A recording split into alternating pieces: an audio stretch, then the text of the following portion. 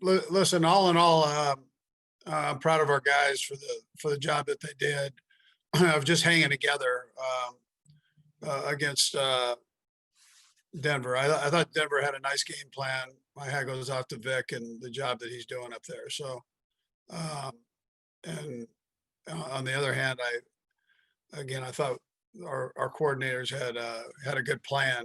I guess we could tighten up some things in certain spots. I mentioned to you last night that I could do a better job putting our guys in better positions in the red zone um, with some different play calls there. So, and then the Tyreek um, Hill touchdown. I've met with a few of the people here on that situation, and how we might be able to not have that happen again. And again, that's my responsibility there.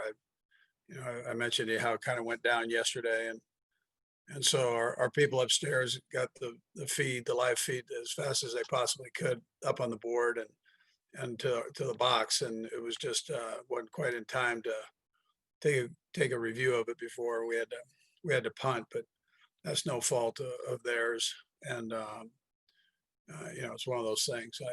I always check with the player, and I mentioned it's the first time I've ever had a player tell me that he didn't catch it, and he did catch it. So um, I'll put that one into the learning category for me on that. So, but anyways, that's those were kind of the primary things. It was good to see the turnovers that took place on defense. I was glad to see that we were able to pressure the quarterback um, and get those feet moving around with the young kid there, and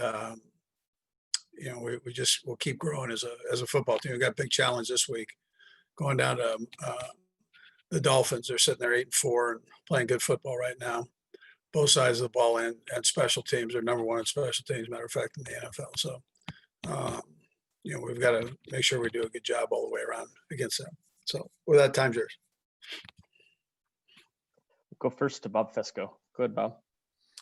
Coach, it's getting to that time of the year where we're starting to see, guys lose their jobs as head coaches and whatnot. You've been able to sustain success for a very long time in this league. What's kind of your secret to doing it, getting back to the playoffs again? Like, how have you been able for 20 years to sustain success? I wish I had an answer for you on that, Bob. Other than the people, I've worked for two great organizations, and with great ownership, and then the staff, my staff, and then and that includes the general manager. Those people that help supply the players, and then the coaches being who they are, and the players buying in. Man, thank goodness they buy in, because that can be a nightmare if it doesn't work that way. But, Hey, by the way, it looks like you're up in the dorm room up in St. Joe. I like the look, by the way. that's my office. Yeah. A couple things. First of all, the TD pass last night that Pat threw was a free play, so-called. Denver jumped off sides. I wonder what your advice. Pat seems to have a knack for that. He's done pretty well in those situations. What's your advice to him in those situations? And Brad, I'll have a quick follow-up. Say that one more time. Something cut out here. I don't know. Can you hear me okay? Yeah, I can hear you all right. State that one more time, because I lost part of that. That's right. Pat's TD pass last night was a so-called free play. Denver jumped off sides, and Pat obviously knew it. He's done pretty well in those situations. Pat seems to have a knack for it. What's your advice to him in those situations? And I'll have one quick follow-up, Brad. Yeah, so he has done well. He's got a good feel for it. We had one earlier where we didn't get the offside call, and we still worked our way through it. But I thought that was a deserving. I thought we were in a position where we might get that. So, but listen, we have full trust in him to make the decision as he goes forward and take the shot. And he's normally pretty accurate with what he does with it and where he goes with it. So he doesn't just say, I'm going to take the deepest man and just sling it to him. He'll normally work his way through it. So try to find the open guy. So you either get the 5-yard penalty or you get the big gain and or touchdown.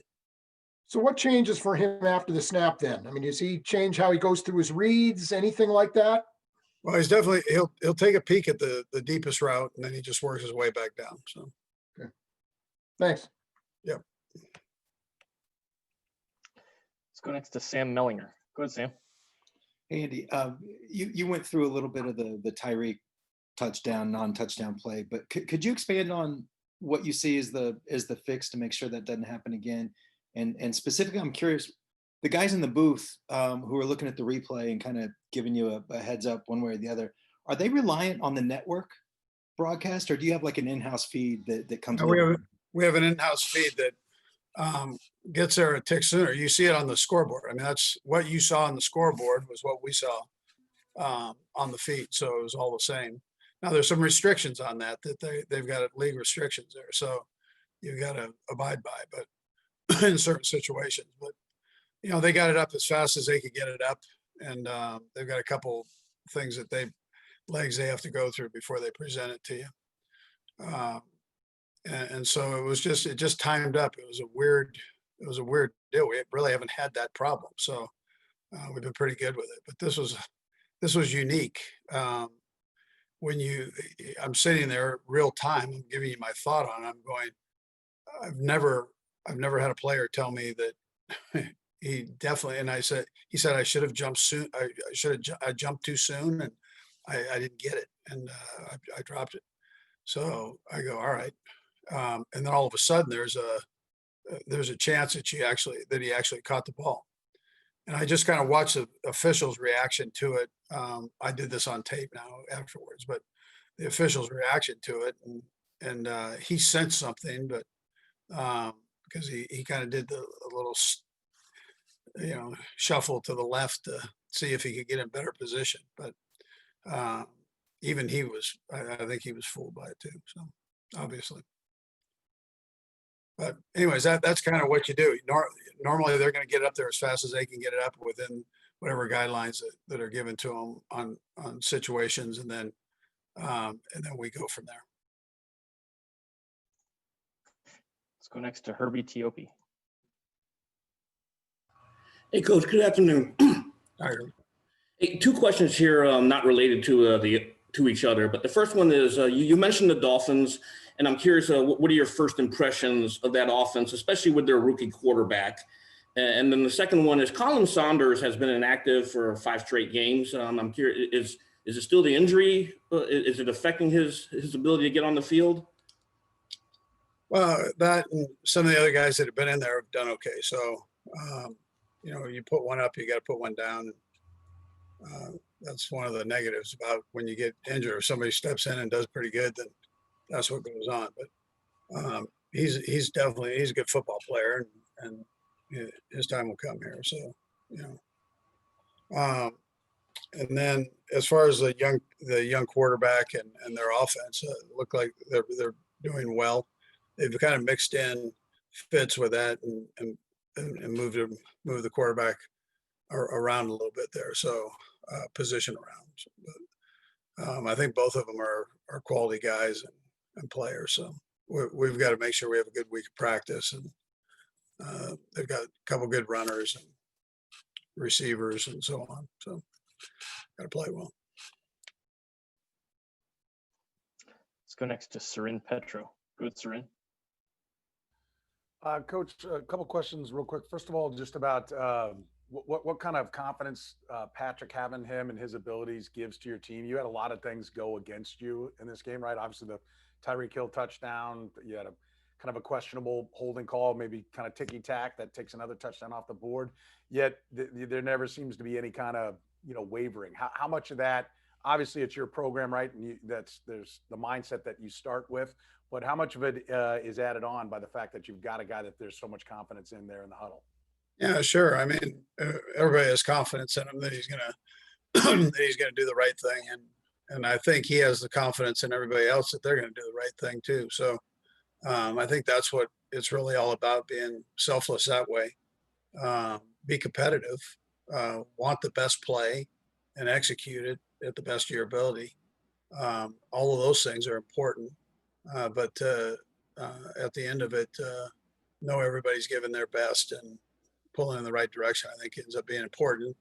You saw games yesterday, man, where very similar situations with as far as records go and that, and teams get picked off, and that people never thought would lose a game. So it's to whatever team, and that's just that's how the NFL is. It's so competitive. The parity in this league is ridiculous, uh, and that's what the league wanted. So every team has an opportunity every week to compete, and So, anyways, our mindset is that Saran, that we're going to try to support each other and until the game's over, and try to get it right, as we go. And then to kind of follow up on that, you mentioned some of the games, Giants getting it done against Seattle, the Jaguars almost getting it done against the Vikings. Do you use those as, hey, look over here moments, like is that part of how you dictate that, hey, we are vulnerable, we can't be beat? Well, these guys don't miss a beat. I mean, they know what's going on. Those phones are sometimes, I think, attached to their hands. So they know they're as bad as you guys are with those son of a guns, man. They can maneuver around the world with those phones. So they know, and they're reminded about it. Yes, but they have a pretty good idea. I try to focus on things that we can control and try to stay strong with that, of how we practice, how we work the different situations. Situational football is so important. Turnovers are so important that we eliminate them on offense and create them on defense. Playing 4 quarters of aggressive football is something we try to focus on, and those things become the most important things. Those are things you can control, and so I think you're better off going there than the threats of this could happen to you and that. So. Let's go next to Nate Taylor. Go ahead, Nate.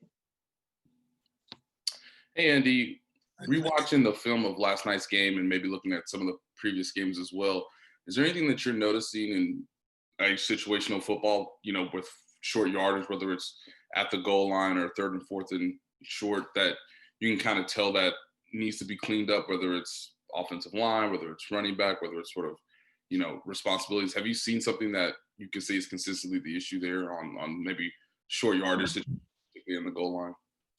Yeah. Well, they did a good job of packing the box yesterday. And I when I tell you, I called plays that kind of went in into the mix there. And,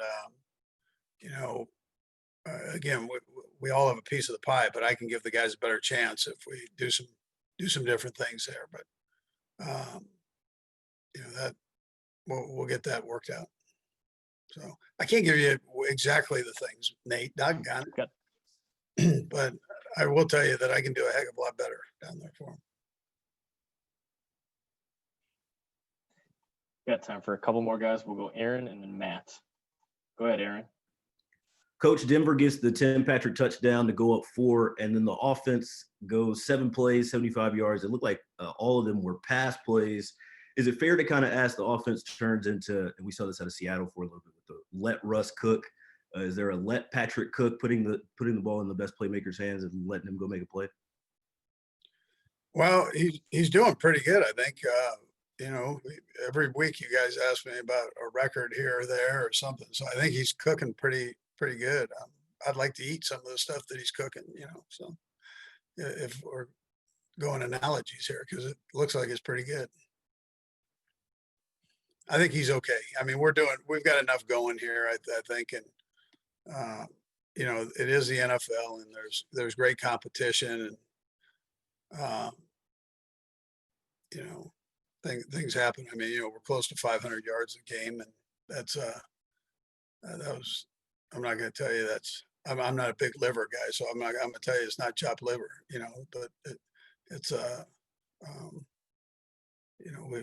we can do a little bit better in spots.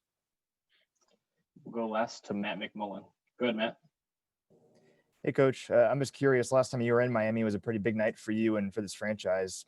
In pregame, when you're on the field, will you think about that at all? Will you reflect on it, or is it just another game? I think they have us in a different locker room and a different side of the field. So I think we were the home team for that one. And, it'll be a little different picture, but I probably won't reflect too much on it.